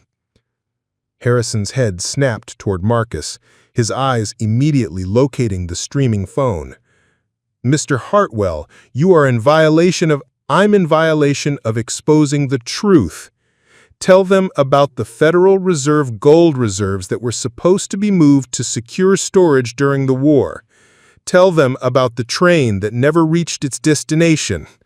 Tell them about the cover-up that turned solid farmland into quicksand to hide the biggest theft in American history." The live stream counter on Marcus's phone showed 17 viewers, then 34, then over 100 as the video was shared and reshared across social media platforms. Marcus kept talking, describing everything he'd found, displaying the photographs of the gold bars and their Federal Reserve markings. "Colonel Harrison represents the people who have been guarding this secret for 80 years. People who were willing to destroy productive farmland, to ruin families, to threaten anyone who got too close to the truth. And now they're here to make sure this secret stays buried, even if it means making me disappear." The viewer count was approaching 1,000, and Marcus could see Harrison calculating the political cost of arresting someone during a live-streamed press conference. These weren't the kind of optics the federal government wanted associated with classified operations. Agent Miller leaned close to Harrison and whispered something urgent. Harrison nodded, then stepped forward toward Marcus with his hands raised in a peaceful gesture. "Mr. Hartwell, I think there's been a significant misunderstanding here. No one wants to make you disappear. We're simply trying to secure materials that pose a legitimate national security concern." "What kind of national security concern?" Marcus asked, making sure his voice carried clearly to the streaming audience. "The American people discovering that their government lost $3 billion in gold and then covered it up? Or the American people discovering that federal agencies have been using that stolen gold to fund block operations for the past 80 years? The second accusation was pure speculation on Marcus's part, but Harrison's reaction, a slight tightening around his eyes, suggested Marcus had hit closer to the truth than he'd expected. Sheriff Patterson, who'd been following the live stream comments on his own phone, stepped between Marcus and Harrison. "Colonel, I think this situation requires federal investigators from outside your chain of command. I'm calling the FBI field office to request an independent assessment of Mr. Hartwell's claims." Harrison looked around the room, clearly calculating his options. The live stream had over 5,000 viewers now, and Marcus could see social media notifications lighting up his phone like a Christmas tree. The story was already beyond containment. "Sheriff," Harrison said finally, "I think that's a reasonable approach, but Mr. Hartwell will need to remain in protective custody while this matter is investigated, for his own safety, you understand." "No," Marcus said firmly. "I'm going home to my family. If the federal government wants to arrest me, they can do it publicly, with proper warrants, through legitimate legal channels. But I'm not disappearing into protective custody while evidence gets lost and witnesses have accidents." Marcus picked up the gold bar from Patterson's desk and held it toward his phone's camera. "This is proof that everything I've told you is true. 400 troy ounces of pure gold stamped with Federal Reserve markings, recovered from a buried armored transport that's been hidden under artificial quicksand for 80 years. The phone's live stream was approaching 10,000 viewers, and Marcus could see news outlets beginning to pick up the story. His email was flooded with interview requests from journalists, documentary filmmakers, and treasure hunting shows. Harrison made one last attempt at control. "Mr. Hartwell, that gold belongs to the United States government. Removing it from federal property constitutes theft of government assets. Colonel, that gold belongs to the American people, and they deserve to know how it disappeared and why it's been hidden all these years." Marcus ended the live stream and pocketed his phone, but not before noting that the video had been shared over 1,000 times in the past 20 minutes. The story was beyond containment now, spreading across the internet faster than any government agency could contain it. Sheriff Patterson looked between Marcus and Harrison, clearly recognizing that he was caught in the middle of something much larger than local law enforcement could handle. "Colonel, I'm going to need Mr. Hartwell to remain available for questioning, but unless you have specific federal warrants, I can't justify holding him in protective custody." Harrison nodded, but his expression suggested this was far from over. "Mr. Hartwell, you should understand there are national security implications to what you've discovered. There are people who will do anything to protect certain secrets." "Then maybe it's time those secrets stopped being secrets," Marcus replied. As Marcus left the sheriff's office, he could see news vans already arriving in Millbrook County. His phone was ringing constantly with interview requests, and his email inbox was flooded with messages from historians, treasure hunters, and government watchdog organizations. But the call that mattered most came from Sarah. "Marcus," his wife's voice was tight with emotion, "Emily showed me your live stream. Are you safe?" "I'm safe," Marcus said, though he wasn't entirely sure that was true. "Sarah, I was right. About all of it. There's enough gold down there to change our lives forever." "I know. But Marcus, are you sure we want our lives changed like this? Are you sure this is worth the danger you're putting yourself in?" Marcus looked back toward his Quicksand property, where federal agents were undoubtedly securing the excavation site and controlling access to the buried fortune. He thought about the threats, the surveillance, the power arrayed against him. Then he thought about 3 generations of Hartwells who'd worked this land, who'd believed that truth and persistence could overcome any obstacle.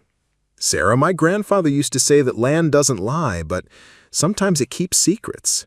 Well, I've uncovered the secret, the biggest secret in Millbrook County history. Maybe the biggest secret in American history. And whatever happens next, at least people will know the truth." "And what happens to us?" Sarah asked. "What happens to our family while you're fighting the federal government over buried treasure?" Marcus didn't have an easy answer for that question. The gold was real, the historical significance was undeniable, but the practical reality was that he was now in a battle with forces that had resources he couldn't imagine and motivations he didn't fully understand. But as he drove home through the gathering dusk, passing news vans and federal vehicles and curious neighbors who'd seen his live stream, Marcus Hartwell felt something he hadn't experienced in months: vindication. He'd been right. About the quicksand, about the cover-up, about the buried treasure that everyone had said was impossible. The broke farmer who'd risked everything on worthless quicksand had just exposed the biggest financial conspiracy in American history. Now he just had to survive long enough to see what happened next.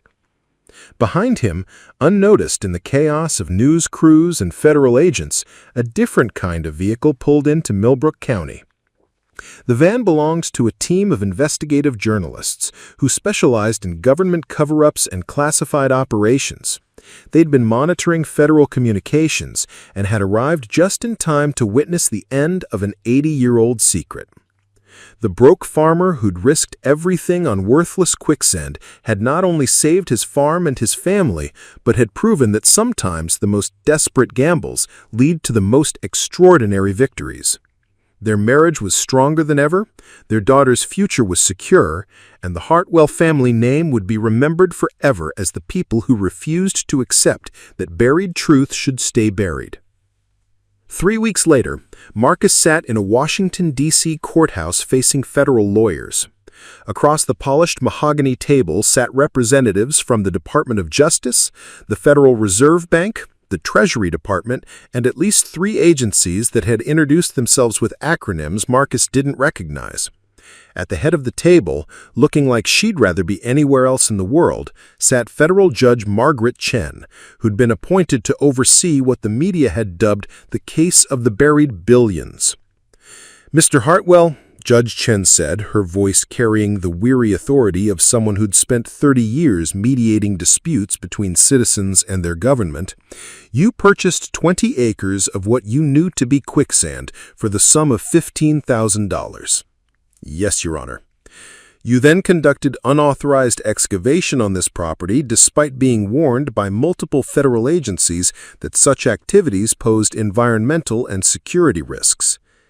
"I was exercising my property rights on land I legally owned."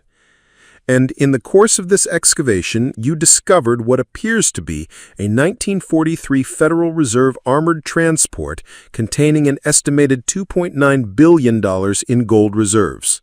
Marcus nodded. "That's correct." Judge Chen consulted her notes, shaking her head slightly. "Mr. Hartwell, in my 30 years on the federal bench, I have never encountered a case quite like this one. The legal questions alone are staggering. We have issues of property rights, federal jurisdiction, national security, statute of limitations, adverse possession, treasure trove law, and constitutional due process, not to mention the historical implications." The lead government attorney, a sharp-faced woman named Patricia Morrison, leaned forward. "Your Honor, the position of the United States government is clear. The gold in question was never abandoned. It remained federal property throughout the period in question, and Mr. Hartwell's removal of any portion of that gold constitutes theft of government assets." Marcus's attorney, David Chen, the judge's nephew, though both had been careful to disclose the relationship, responded immediately. "Your Honor, my client purchased his property in good faith through legitimate channels. The government had 80 years to claim ownership of any assets buried on private land. Their failure to do so constitutes abandonment under established treasure trove precedent." Judge Chen held up a hand to forestall the argument that everyone in the room had heard multiple times over the past 3 weeks. "Counselors, I'm aware of your respective positions. What I need to understand is the government's explanation for how $3 billion in federal gold reserves came to be buried under what is now private property." Morrison glanced at Colonel Harrison. "Your Honor, that information remains classified under national security provisions.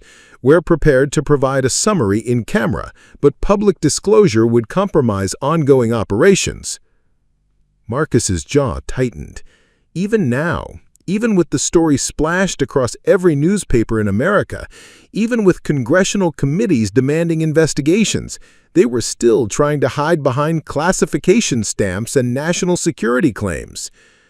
Judge Chen's expression suggested she was equally frustrated. "Ms. Morrison, this court has reviewed the government's classification claims, and frankly, I'm having difficulty understanding how an 80-year-old incident involving gold reserves poses a current threat to national security.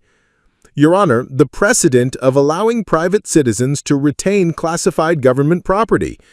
The precedent, Judge Chen interrupted, is that the government cannot simply declare materials classified in perpetuity to avoid accountability for its actions.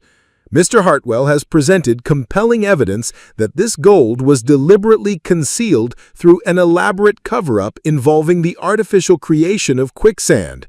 The public interest in understanding how such a thing could happen outweighs any speculative security concerns.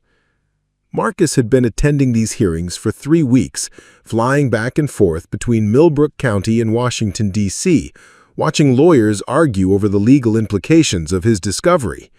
But the real resolution of his situation was happening outside the courtroom, in ways the legal system couldn't address. The media attention had been overwhelming. Marcus's farm had become a tourist destination, with news crews and curiosity seekers arriving daily to see the site where American history had been rewritten. The Quicksand property itself was now surrounded by federal barriers and armed guards, but that didn't stop people from parking along County Road 47 to take photographs and speculate about what else might be buried in rural America. More importantly, the publicity had solved Marcus's immediate financial crisis in ways he'd never expected. Book publishers were bidding for the rights to his story. Documentary filmmakers were offering substantial sums for exclusive access. Hollywood agents were calling with movie deals. The broke farmer who'd risked everything on a crazy theory was suddenly in demand as a speaker, consultant, and media personality. But none of that mattered as much as what had happened 2 days ago, when Sarah and Emily had come home. Marcus had been feeding the cattle when he'd seen the Honda pulling into the driveway. His heart had hammered against his ribs as he'd watched his wife and daughter unload their suitcases, uncertain whether they were coming home permanently or just collecting more belongings. Sarah had found him in the barn, sitting on a hay bale and trying to prepare himself for another conversation about divorce lawyers and custody arrangements. "So," she said, settling beside him in the familiar way that suggested this was a conversation rather than a confrontation. "You were right. Yeah. About everything. The cover-up, the gold, the conspiracy, all of it." Marcus had nodded, not trusting himself to speak. Sarah had been quiet for a long moment, and Marcus could hear the barn swallows chattering in the rafters and the distant sound of traffic on Route 47. Reporters and tourists and federal agents who'd turned their quiet farm into the center of a national controversy. Sarah had been quiet for a long moment, and Marcus could hear the barn swallows chattering in the rafters and the distant sound of traffic on Route 47. Reporters and tourists and federal agents who'd turned their quiet farm into the center of a national controversy. "Marcus, I need you to understand something," Sarah had said finally. "I wasn't leaving because I thought you were wrong. I was leaving because I thought you were right, and I was terrified of what that meant for our family." The admission had hit Marcus like a physical blow. "Sarah, let me finish. I've spent the last 3 weeks watching you on television, watching you take on the federal government and win, watching you prove that sometimes the little guy really can beat the system. And I realized something." She turned to face him, and Marcus had seen tears in her eyes. "I realized that the man I fell in love with 30 years ago was the kind of man who would risk everything to uncover the truth, who would stand up to anyone, no matter how powerful, if he believed he was right. And somewhere along the way, I'd forgotten that about you. I'd gotten so caught up in trying to protect our security that I'd forgotten why I'd married someone who was willing to fight for what mattered." Marcus had reached for her hand, feeling the familiar weight of her wedding ring back on her finger. "I'm sorry," he'd said. "I'm sorry I put you through this. I'm sorry I risked our family for the biggest discovery in American history?" Sarah had smiled through her tears. "Marcus, you found $3 billion in buried gold. You exposed a government cover-up that lasted 80 years. You proved that ordinary people can still make extraordinary discoveries. Don't apologize for that." Emily had appeared in the barn doorway, backpack slung over her shoulder, looking like she'd been waiting for this conversation to finish before making her own entrance. "Dad," she'd said, Mom and I have been talking, and we've decided something." Marcus had looked between his wife and daughter, seeing determination in both their faces. "We've decided that if you're going to fight the federal government over buried treasure, you shouldn't have to do it alone." The memory of that conversation carried Marcus through the tedium of the federal hearing, giving him the strength to endure another day of legal arguments and bureaucratic obstruction. But Judge Chen was wrapping up the session, and Marcus could see that something had shifted in her demeanor. "Ladies and gentlemen," the judge said, "this court has reviewed all the evidence, briefs, and arguments presented over the past 3 weeks. I'm prepared to issue my preliminary ruling on the central questions before us." The room fell silent except for the whisper of air conditioning and the scratch of court reporters' pens. First, regarding the ownership of the gold reserves discovered on Mr. Hartwell's property. While the government maintains that these assets were never abandoned, the evidence clearly shows that they were deliberately concealed through deceptive means. The creation of artificial quicksand to hide the transport vehicle constitutes what can only be described as fraudulent concealment. Attorney Morrison started to object, but Judge Chen continued. Furthermore, the government had 80 years to pursue legitimate legal remedies for the recovery of these assets. Their failure to do so, combined with the apparent deliberate concealment, supports Mr. Hartwell's claim under adverse possession and treasure trove law. Marcus felt his heart rate spike. Was she actually going to rule in his favor? However, Judge Chen continued, and Marcus's hopes deflated slightly. The court recognizes the legitimate government interest in understanding how such a massive quantity of federal gold reserves came to be buried in this manner. Therefore, this court orders the following. She consulted her notes, and Marcus could see lawyers on both sides leaning forward. First, Mr. Hartwell is granted clear title to all gold reserves discovered on his property, with the understanding that he will cooperate fully with congressional and federal investigations into the circumstances surrounding their concealment. Marcus heard someone gasp, probably Attorney Morrison, but Judge Chen wasn't finished.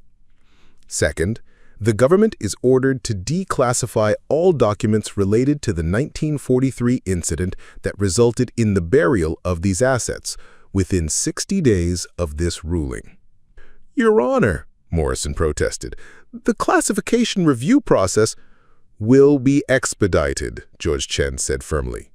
80 years is long enough to keep the American people in the dark about what happened to their gold reserves. Third, Mr. Hartwell will establish a foundation for the historical preservation and public education regarding this discovery, with appropriate oversight to ensure the artifacts are preserved for future generations. Marcus looked at his attorney, who was trying unsuccessfully to hide a smile. They'd won. Not completely, not without complications, but they'd won the central question of ownership. Finally, Judge Chen said, "This court notes that Mr. Hartwell's discovery has revealed what appears to be a systematic effort to conceal government actions from public scrutiny. While the specific motives behind the 1943 incident remain classified, the public interest in understanding how such concealment was possible outweighs any ongoing security concerns." She looked directly at Marcus. "Mr. Hartwell, you've uncovered one of the most significant historical discoveries in American history. With that discovery comes both great opportunity and great responsibility. I trust you'll handle both with the same persistence and integrity you've shown throughout this process." As the hearing concluded and lawyers began gathering their papers, Marcus felt a mixture of vindication and overwhelming responsibility settling on his shoulders. He'd fought the federal government and won. But winning meant he was now responsible for managing one of the largest treasure discoveries in human history. Outside the federal building, Marcus was immediately surrounded by reporters and cameras. The questions came rapid fire. "How does it feel to beat the federal government? What will you do with $3 billion? Do you believe there are other government cover-ups waiting to be discovered?" Marcus held up his hand for quiet, thinking about everything that had led to this moment. The mockery from his neighbors, the threats from federal agents, the near collapse of his marriage. the months of desperate investigation that seemed like madness to everyone around him. 6 months ago, Marcus said, his voice carrying clearly in the humid Washington air, I was a broke farmer facing foreclosure, ridiculed by my community for buying 20 acres of worthless quicksand. Today, I'm standing here because I believe that sometimes the most worthless things in the world are actually the most valuable things in disguise. He paused, seeing his own words broadcast live across multiple news networks. This discovery isn't just about gold or money or treasure. It's about the importance of questioning official narratives, of investigating when things don't make sense, of believing that ordinary citizens can still uncover extraordinary truths. My grandfather used to say that land doesn't lie, but sometimes it keeps secrets. Well, we've uncovered one of the biggest secrets in American history. A reporter shouted a question about his plans for the money, and Marcus smiled. I'm going to do what my grandfather would have done. I'm going to use this discovery to preserve the truth, to educate people about their history, and to prove that sometimes the little guy really can win against impossible odds. That evening, Marcus flew home to Millbrook County, to a farm that was no longer in danger of foreclosure, to a family that had been tested but not broken, to a community that was slowly coming to terms with the fact that their local laughingstock had made one of the greatest discoveries in American history. The Quicksand property was still surrounded by federal barriers, but now they were protecting a historical site rather than hiding a government secret. The excavation had been expanded under archaeological supervision, revealing not just the single armored transport Marcus had found, but an entire convoy of vehicles that had been deliberately buried after what appeared to be an attack on the gold shipment. Emily had been right about the historical significance, but even she had underestimated the scope of what had been hidden. The preliminary investigation had uncovered evidence of a German sabotage operation that had targeted the gold shipment, resulting in a firefight that left several vehicles damaged and their cargo vulnerable. Rather than risk the gold falling into enemy hands, military commanders had made the decision to bury the entire convoy and cover up the incident. For 80 years, the cover-up had held.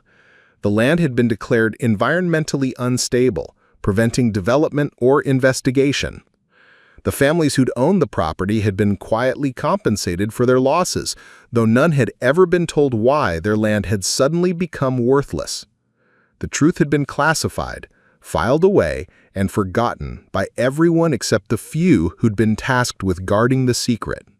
But Marcus Hartwell had refused to accept the official story. He'd believed in his grandfather's wisdom about land that kept secrets, and he'd been willing to risk everything to uncover the truth.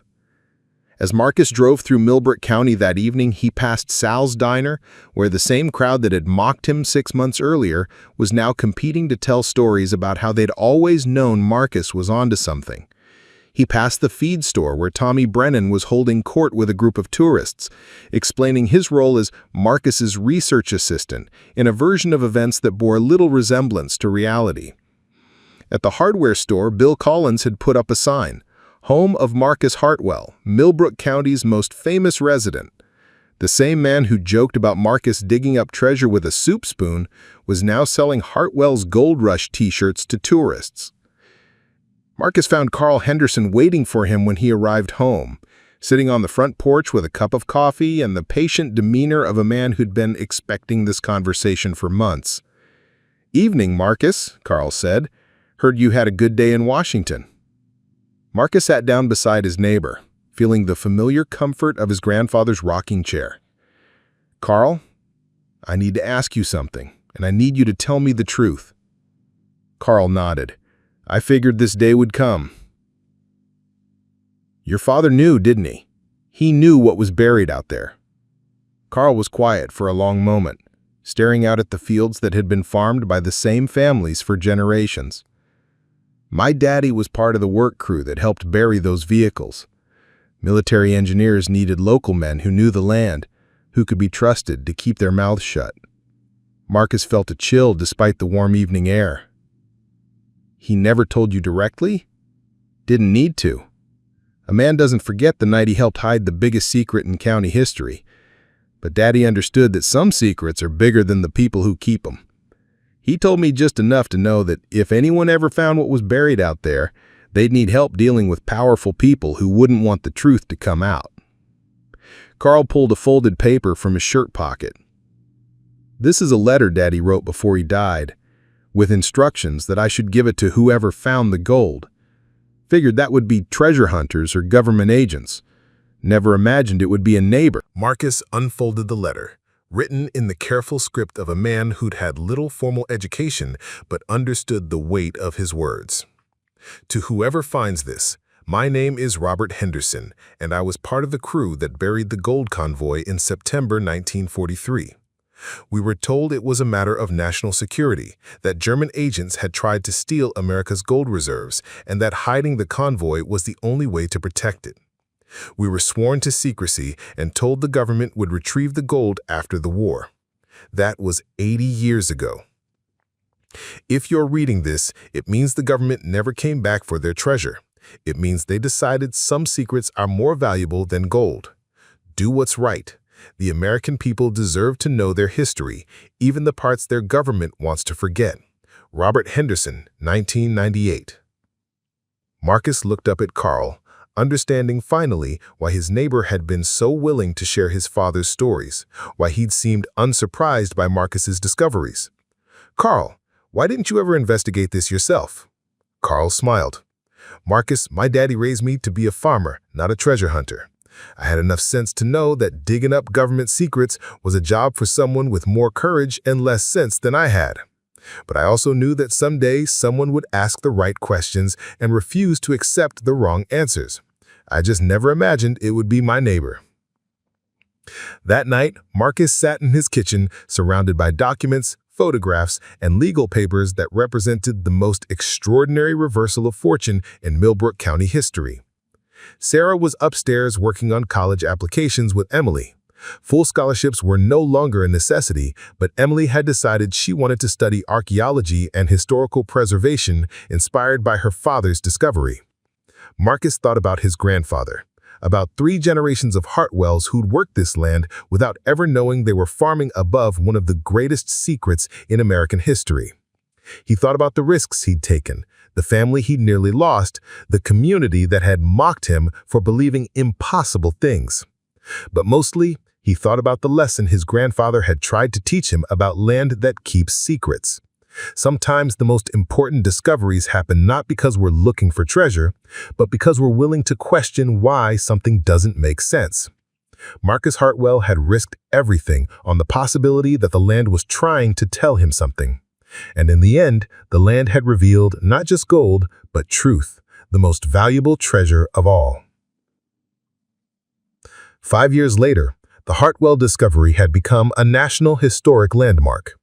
Emily had become an archaeologist, Sarah ran the visitor center, and Marcus had saved both his farm and his... Emily laughed. Her father's voice carried the easy confidence of a man who'd learned that impossible things were often just difficult things in disguise. Dad, I think we found another one. Same time period, same concealment pattern, but this time it looks like documents rather than gold. Military records? We won't know until we get authorization to excavate, but the preliminary scan suggests paper storage containers designed for long-term preservation. If these are classified documents from 1943, they could rewrite even more of the history books, Marcus finished. Em, be careful out there. You know how certain people feel about historical discoveries that challenge official narratives. Emily understood her father's concern. Over the past 5 years, the Hartwell Foundation had become a focal point for individuals and organizations interested in uncovering suppressed historical information. While most of their work involved legitimate archaeological and historical research, they'd also attracted attention from government agencies that preferred certain secrets to remain buried. I'm being careful, Dad, but you taught me the truth is worth fighting for, even when powerful people don't want it found. After ending the call, Emily returned to her excavation, thinking about the ripple effects that had spread outward from her father's discovery like concentric circles on a pond. The immediate impact had been obvious: financial security for her family, national attention, historical preservation, but the deeper consequences were still unfolding. Marcus Hartwell had become something of a folk hero, a symbol of the power of ordinary citizens to challenge institutional authority and uncover hidden truths. His speaking engagements drew packed auditoriums. His book had spent 18 months on bestseller lists, and the documentary about his discovery won an Academy Award. But more importantly, his story had inspired thousands of people to ask harder questions about official narratives and to investigate anomalies in their own communities. The Hartwell Foundation received hundreds of letters each month from amateur historians, curious citizens, and professional researchers who'd been inspired by Marcus's example to pursue their own investigations. Some were chasing fantasies and conspiracy theories, but others had made legitimate discoveries that expanded understanding of American history. A retired librarian in Montana had used Marcus's research methods to uncover evidence of a forgotten Native American settlement that had been deliberately omitted from official land surveys. A farmer in Iowa had discovered Civil War-era weapons caches that revealed previously unknown details about underground railroad operations. A construction worker in California had found evidence of Japanese-American internment camps that didn't appear in any government records. Each discovery added another piece to a larger puzzle about the gap between official history and historical reality. Emily's academic research was documenting these patterns, building a comprehensive picture of how governments throughout American history had concealed, altered, or suppressed information for reasons ranging from national security to political convenience. But the most significant impact of her father's discovery might have been the change it brought to Millbrook County itself. Meanwhile, back in Millbrook County, Sarah Hartwell stood in the visitor center that had been built on the edge of what everyone now called the Hartwell Discovery Site, watching a group of fourth graders from Kansas City listen with rapt attention as their tour guide explained how one farmer's persistence had uncovered one of the greatest mysteries in American history. The visitor center was Sarah's project, a state-of-the-art facility that combined historical education with interactive technology to help visitors understand both the specific story of the buried gold convoy and the broader lessons about questioning authority and investigating anomalies. The center welcomed over 200,000 visitors each year, transforming Millbrook County into a thriving destination for historical tourism. But Sarah was most proud of the educational programs that brought students from across the Midwest to learn about critical thinking, historical research, and the importance of persistent investigation. The Discovery Site had become a laboratory for teaching young people that history wasn't just something that happened in textbooks. It was all around them, waiting to be uncovered by anyone willing to ask the right questions. Mrs. Hartwell? One of the fourth graders had approached her with the kind of serious expression that only children could manage when contemplating profound questions. "Is it true that your husband found $3 billion just by digging holes in mud?" Sarah smiled. "Well, it's a little more complicated than that. My husband found $3 billion by refusing to accept that things were the way they appeared to be. He asked questions when everyone else just accepted the official explanation. Could I find buried treasure too? Maybe, Sarah said. But the most important thing isn't finding treasure. It's learning to think for yourself and investigate when something doesn't make sense. That's the real treasure my husband found." As the group moved on to the next exhibit, Sarah reflected on how dramatically their lives had changed since that morning 5 years ago when Marcus had first walked onto the Quicksand property. The financial transformation had been obvious. They'd gone from facing foreclosure to managing one of the largest private foundations in the Midwest. But the personal transformation had been even more profound. Marcus had discovered not just gold, but his own capacity for extraordinary persistence in the face of overwhelming opposition. Sarah had rediscovered why she'd fallen in love with a man who was willing to fight for what he believed in, even when the odds seemed impossible. And Emily had found her calling as a researcher and educator, inspired by her father's example to dedicate her life to uncovering hidden truths. The foundation work had brought them closer together as a family, giving them a shared mission that went beyond personal financial security. They were preserving history, educating young people, and supporting other researchers who were working to fill gaps in the official historical record. That evening, at the Hartwell farm, Marcus stood on his front porch, watching the sun set over fields that had been in his family for 4 generations. The farm was still operational. They grew organic corn and soybeans now, using sustainable methods that had turned their operation into a model for environmentally responsible agriculture. But farming was no longer about survival. It was about maintaining connection to the land that had revealed its greatest secret to a man desperate enough to look beyond surface appearances. Carl Henderson's grandson was working the neighboring property now, continuing a tradition of cooperation between their families that stretched back decades. The young man often stopped by for coffee and conversation, fascinated by the stories of his great-grandfather's role in one of the most significant cover-ups in American history. The Quicksand property itself had been transformed into an archaeological site and museum, with carefully controlled excavations revealing new details about the 1943 incident every year.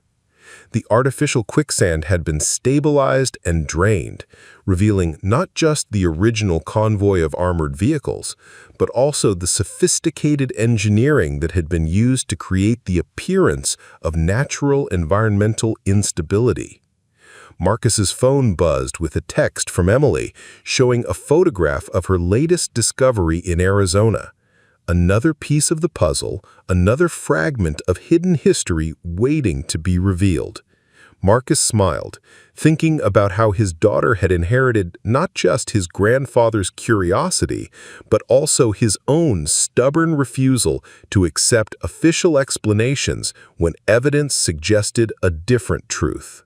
As darkness settled over Millbrook County, Marcus reflected on the conversation he'd had earlier that day with a documentary filmmaker who was working on a project about the long-term impact of the Hartwell discovery. The filmmaker had asked whether Marcus ever regretted his decision to risk everything on what had seemed like an impossible theory. Marcus had thought about the questions seriously before answering.